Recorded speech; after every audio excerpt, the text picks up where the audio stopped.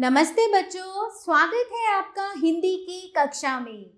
केसर हिंदी पाठमाला भाग 7 बाय जी राम बुक्स हम शुरू करने वाले हैं पाठ संख्या 1। और पाठ संख्या 1 है बच्चों एक कविता और उसका शीर्षक है यह है भारत देश हमारा। बच्चों, हमारा देश भारत दुनिया का एक समृद्ध देश है। इसके वैभव, विरासत और प्रगति को देख लोग दांतों तले उंगली दबा लेते हैं। इतना समृद्ध है हमारा देश। आप भी अपने देश के बारे में बहुत कुछ जानते होंगे। सोचिए, विचारिए और उत्तर लिखिए। बच्चों, आपको लिखने हैं 2 पर्वतों के नाम, 2 उपनिषदों के नाम, 2 तीर्थ स्थानों के नाम, 2 नदियों के नाम, 2 ऋषियों के नाम और 2 महापुरुषों के नाम। तो बच्चों, भारत एक समृद्ध देश है और यहाँ पर अनेक प्रकार के ऋषि, महापुरुष और पर्वत, तीर्थ स्थान, नदियाँ आदि हैं। आपको उनमें से 2 के नाम यहाँ पर लिखने हैं। तो मैं आशा करती हूँ कि आप अपने देश के बारे में बहुत कुछ जानते होंगे। तो यहाँ पर आप उस ज्ञान का उपयोग करके इस गतिविधि को करेंगे। बच्चों, इसी के साथ हम भारतवर्ष की कुछ खूबियों के बारे में जानते हैं। चलिए, क्या है पिटारे में? इस कविता में कवि ने भारत की भौगोलिक, साहित्यिक, सांस्कृतिक विशेषताओं और इसकी महान विरासत का सुंदर वर्णन किया है। आइए कविता पढ़कर भारत के बारे में जानें। तो चलिए बच्चों, शुरू करते हैं हम कविता। चमक रहा उत्तुंग हिमालय, यह नगराज हमारा ही है। जोड़ नहीं धरती पर जिसका, वह नगराज हमारा ही है। नदी हमारी ही है गंगा, प्लावित करती मधुरस धारा। बहती है क्या कहीं और भी, ऐसी पावन कलकल धारा। तो बच्चों, इस कविता में कवि ने भारत की विशेषताओं के बारे में बताते हुए कहा है कि हमारे भारत का पर्वत हिमालय विश्व के सबसे ऊंचे पर्वतों में से जाना जाता है। यह हमारे देश के लिए इस प्रकार ही है जैसे नगराज हो। यह हमारे देश की बहुमूल्य संपदाओं में से एक है। हिमालय पर्वत जैसा जोड़ इस धरती पर कोई नहीं है और हिमालय पर्वत को प्राप्त करने का गौरव भारत के पास ही है।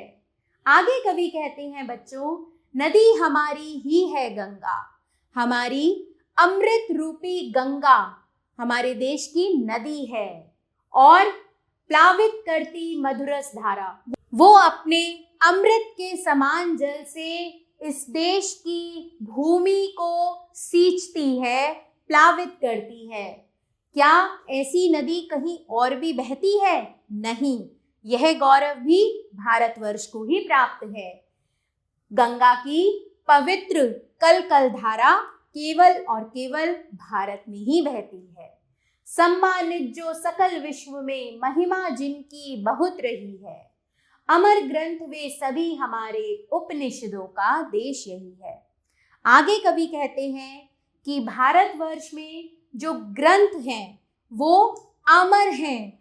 उन ग्रंथों को पूरे विश्व में सम्मान प्राप्त है और उनकी बहुत अधिक महिमा भी है।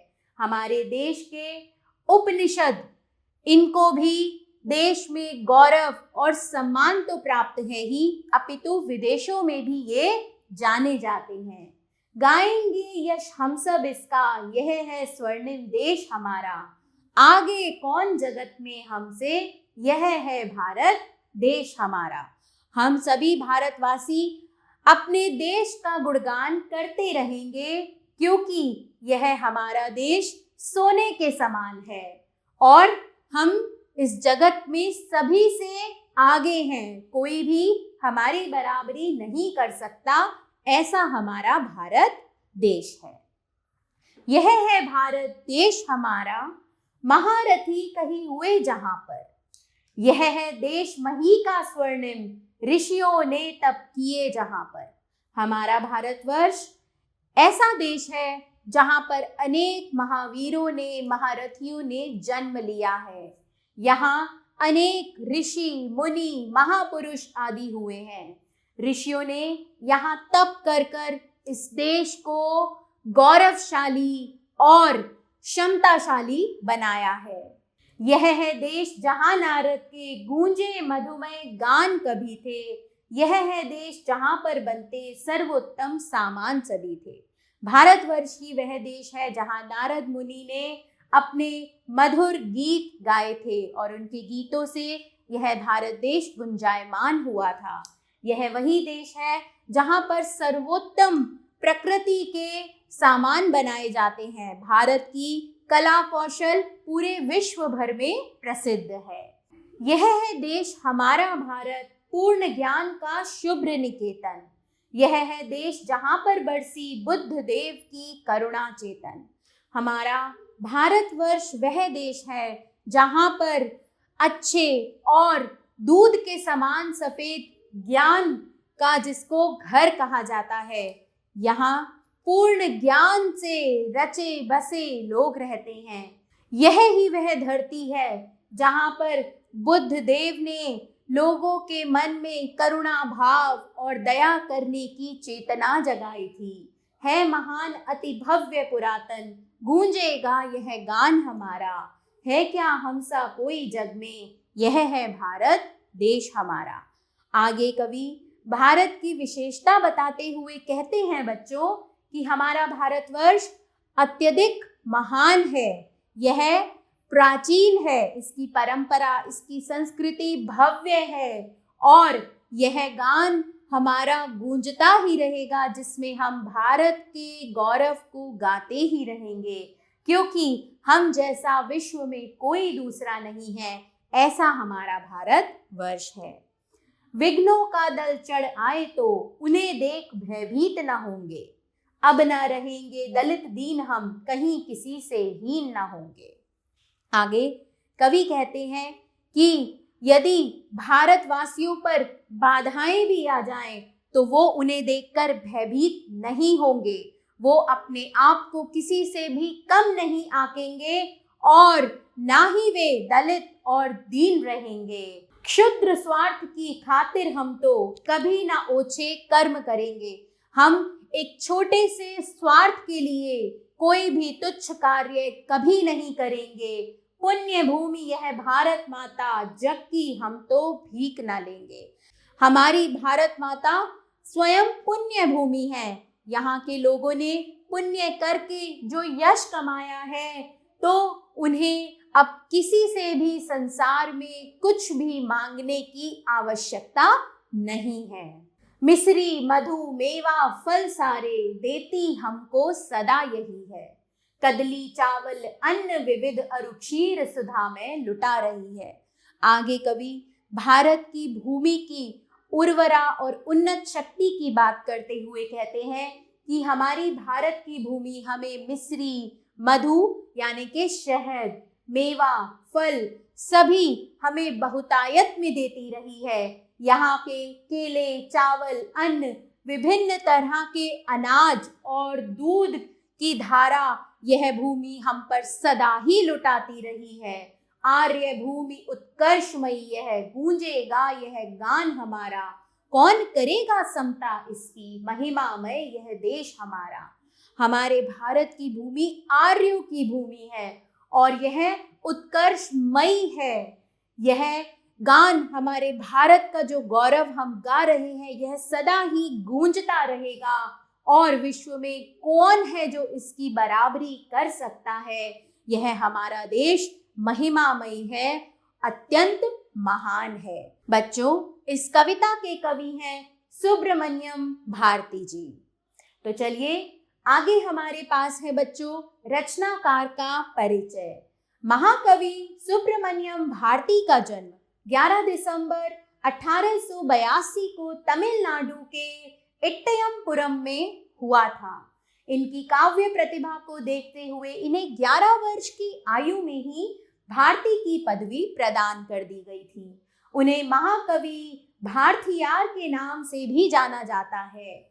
उन्हें आधुनिक तमिल शैली का जनक माना जाता है। भारती राष्ट्र भावना के कवि हैं। उनकी रचनाओं में राष्ट्रीयता कूट कूट कर भरी है।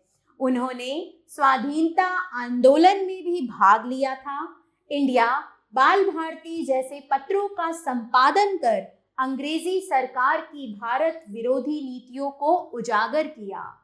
उन्होंने तमिल दैनिक समाचार पत्र स्वदेश मित्रन के लिए भी कार्य किया।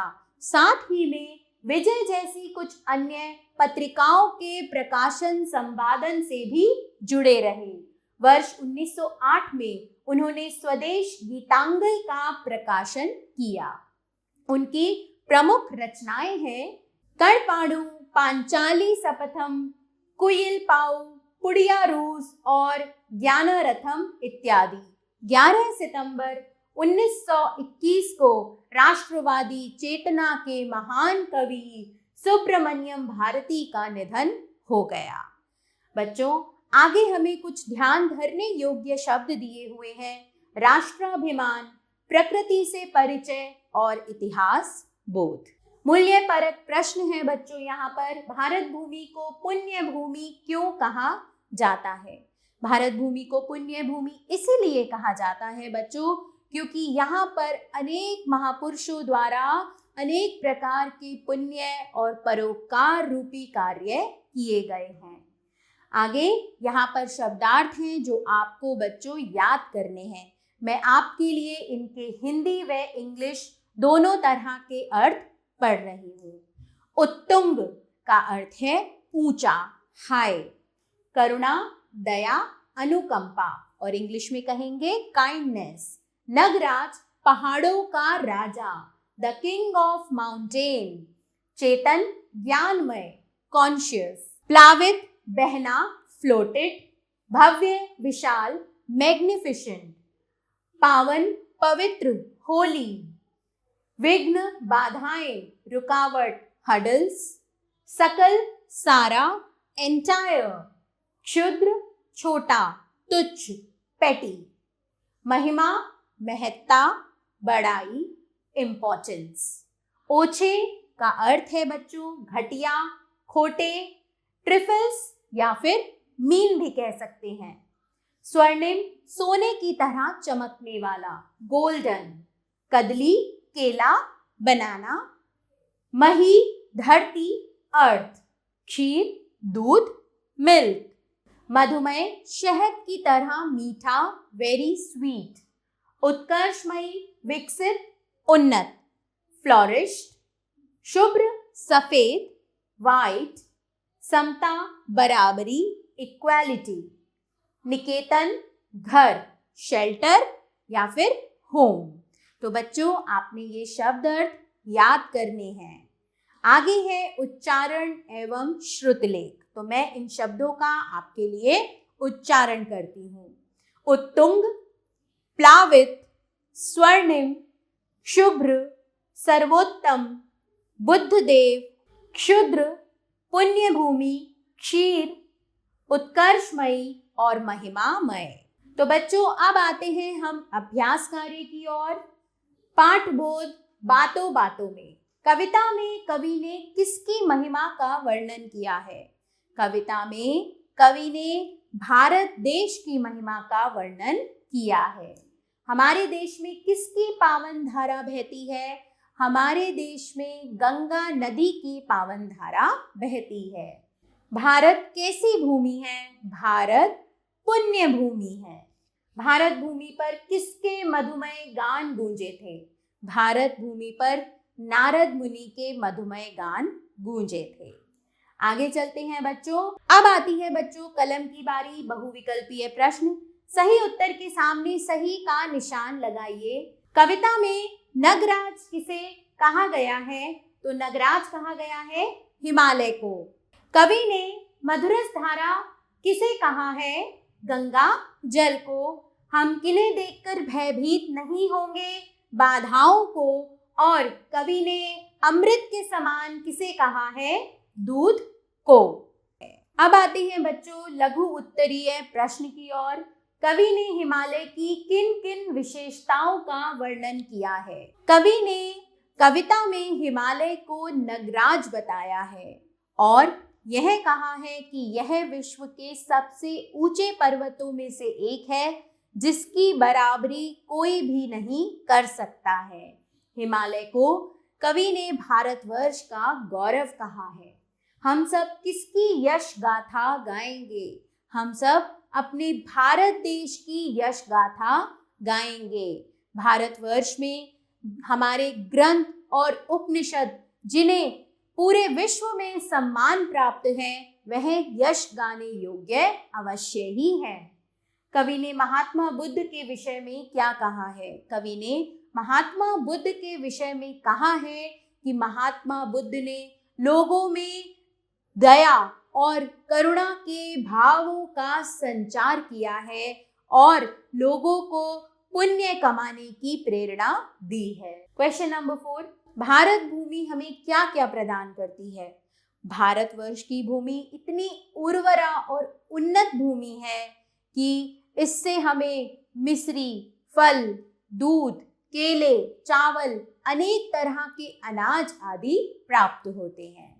बच्चों, यहाँ दीर्घ उत्तरीय प्रश्न हैं जिनके उत्तर आप अब कविता के आधार पर स्वयं देंगे। मैं आपके लिए यहाँ प्रश्नों को पढ़ रही हूँ। सारे संसार में भारत की किस महिमा का सम्मान किया गया है? भारत की भूमि स्वर्णिम किस प्रकार बनी है? कविता के आधार पर भारत की प्राकृतिक सुंदरता का वर्णन कीजिए। कविता का सार अपने शब्दों में लिखिए। निम्नलिखित पंक्तियों का भाव स्पष्ट कीजिए। पंक्ति क देखेंगे, विघ्नों का दल चढ़ आए तो उन्हें देख भयभीत न होंगे।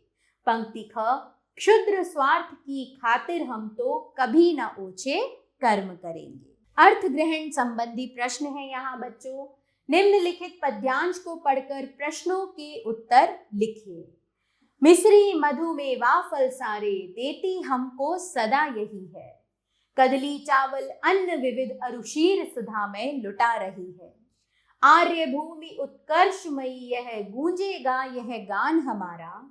कौन करेगा समता इसकी, महिमा में यह देश हमारा। भारत भूमि क्या लुटा रही है?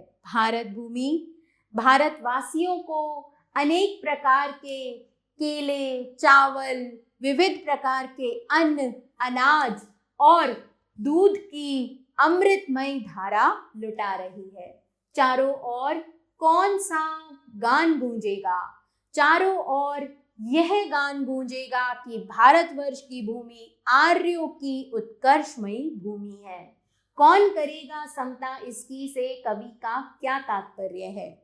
हमारा भारतवर्ष जितना गौरवशाली है उसे देखते हुए कवि ने यहाँ कहा है कि विश्व में कोई ऐसा दूसरा देश नहीं है जो इसकी बराबरी कर सकता है। कदली तथा क्षीर का अर्थ लिखिए। कदली का अर्थ है बच्चों यहाँ केले और क्षीर का अर्थ है दूध। चलिए बच्चों, आगे यहाँ दिया हुआ है हमें ज्ञान झरोका, पढ़ते हैं इसे। हिंदू धर्म ग्रंथों के अनुसार देवर्षि नारद मुनि देवी देवताओं तक संदेश और सूचनाओं का संचार करने के लिए पृथ्वी, आकाश और पाताल लोक की यात्रा करते रहते थे। वे एक सच्चे सहायक के रूप में हमेशा सच्चे और निर्दोष लोगों की पुकार श्री हरि तक पहुंचाते थे। नारद मुनि की जयंती को पत्रकार दिवस के रूप में मनाया जाता है। अब है यहाँ पर व्यवहारिक व्याकरण, तो चलिए बच्चों करते हैं इसे। शब्दों के वर्णों को अलग अलग करना वर्ण विच्छेद कहलाता है। निम्नलिखित शब्दों का वर्ण विच्छेद कीजिए। यहाँ आपको हिमालय शब्द का वर्ण विच्छेद करके दिखाया हुआ है। तो चलिए अब हम आगे करते हैं। तो चलिए बच्चों, अब हम देखते हैं सम्मानित शब्द का वर्ण विच्छेद। आधा स, अ, आधा म, फिर से आधा म, आ, आधा न, छोटी ई, आधा त और अ। तो ये हुआ सम्मानित शब्द का वर्ण विच्छेद। अब है भव्य, आधा भ, अ, आधा व, आधा य और अ, भव्य।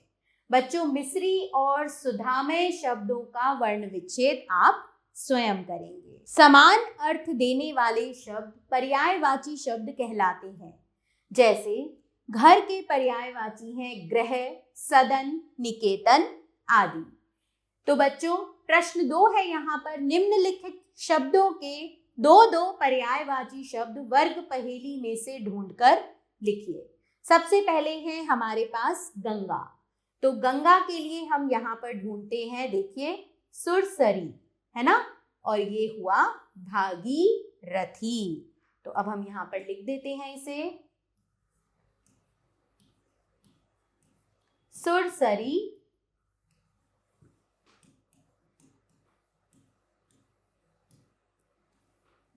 भागीरथी। विश्व, तो विश्व में दुनिया और जगत।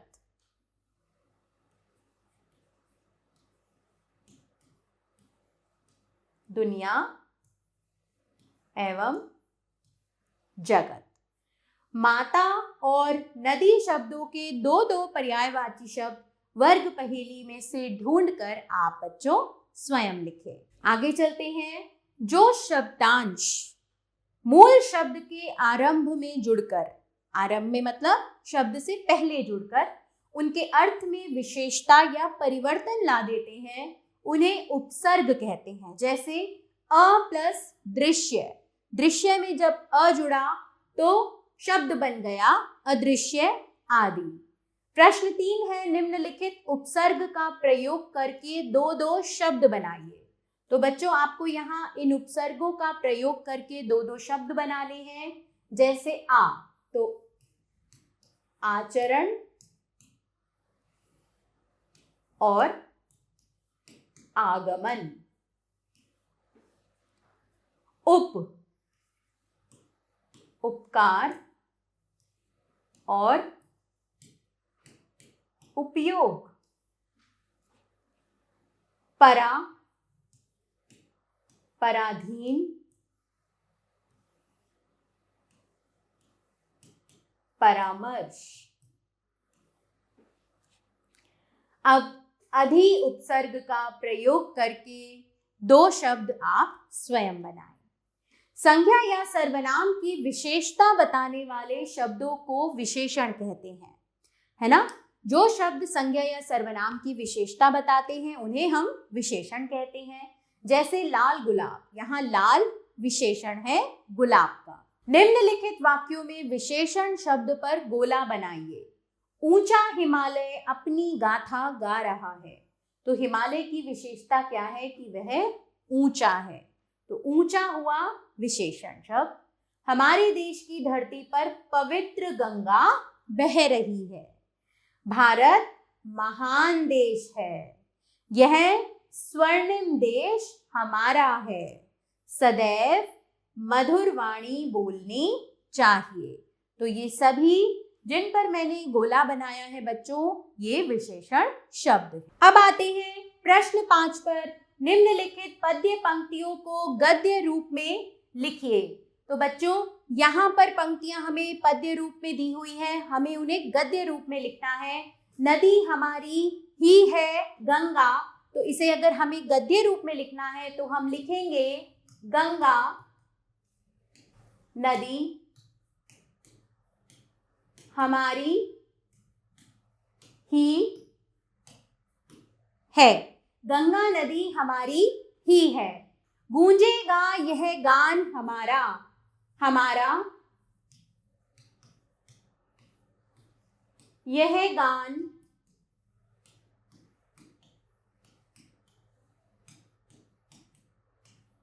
गूंजेगा। अब न रहेंगे दलित दीन हम। तो बच्चों, आप इसे लिखेंगे अब हम दलित दीन न रहेंगे। है क्या हमसा कोई जग में, क्या जग में कोई हमसा है, महिमा में है यह देश हमारा, हमारा यह देश महिमामय है। तो बच्चों, इन पंक्तियों को गद्य रूप में अब आप स्वयं लिखेंगे। बच्चों, आगे आता है योग्यता आधारित क्रियाकलाप, जो आप सभी अपनी योग्यता अनुसार करेंगे। परिचर्चा कीजिए। कविता में भारत की अनेक विशेषताओं का वर्णन किया गया है। भारत संसार का सबसे न्यारा देश कैसे बना? साथियों के साथ भारत की विशेषताओं पर परिचर्चा कीजिए। सूची बनाइए। उपनिषद कौन कौन से हैं? उनकी संख्या कितनी है? अपने अध्यापक या अध्यापिका अथवा पुस्तकालय से जानकारी प्राप्त कर उपनिषदों की सूची बनाइए। आगे है फिल्मी गीत सुनिए या देखिए। फिल्म उपकार का गीत मेरे देश की धरती सोना उगले बहुत प्रसिद्ध है। गुलशन बावरा द्वारा रचित और महेंद्र कपूर द्वारा गाए गए इस गीत को YouTube पर देखिए और ध्यानपूर्वक सुनकर भारत की विशेषताओं का अनुभव कीजिए। आगे है अनुच्छेद लिखिए। कई बार समाचार पत्रों में पढ़ने को मिलता है कि कुछ लोग तुच्छ स्वार्थ के लिए देश विरोधी कार्यों में लिप्त हो जाते हैं।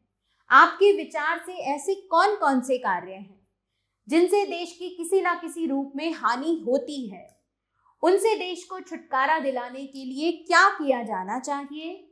एक अनुच्छेद में लिखिए। तो बच्चों, आगे है हमारे लिए ज्ञान परक। शाश्वत का अर्थ है, शाश्वत का अर्थ है सदा रहने वाला। उपयुक्त विकल्प चुनकर वाक्य पूरे कीजिए। वह साहस ही है जो अभेद्य डैश की छाती चीरकर मार्ग बना लेता है। अभेद्य पर्वतों की छाती चीरकर मार्ग बना लेता है। डैश के रास्ते पर चलने वाले कभी भटकते नहीं हैं। सच्चाई के रास्ते पर चलने वाले कभी भटकते नहीं हैं। स्वामी दयानंद सरस्वती के मुखमंडल पर अद्भुत दिव्यता झलक रही थी। तो बच्चों, यहाँ विकल्प हमने चुन लिए हैं। अब आप इन वाक्यों को स्वयं पूरा करेंगे। आशा करती हूँ बच्चों कि यह पाठ आपको अच्छे से समझ में आ गया होगा। आभार। मिलते हैं नए पाठ के साथ।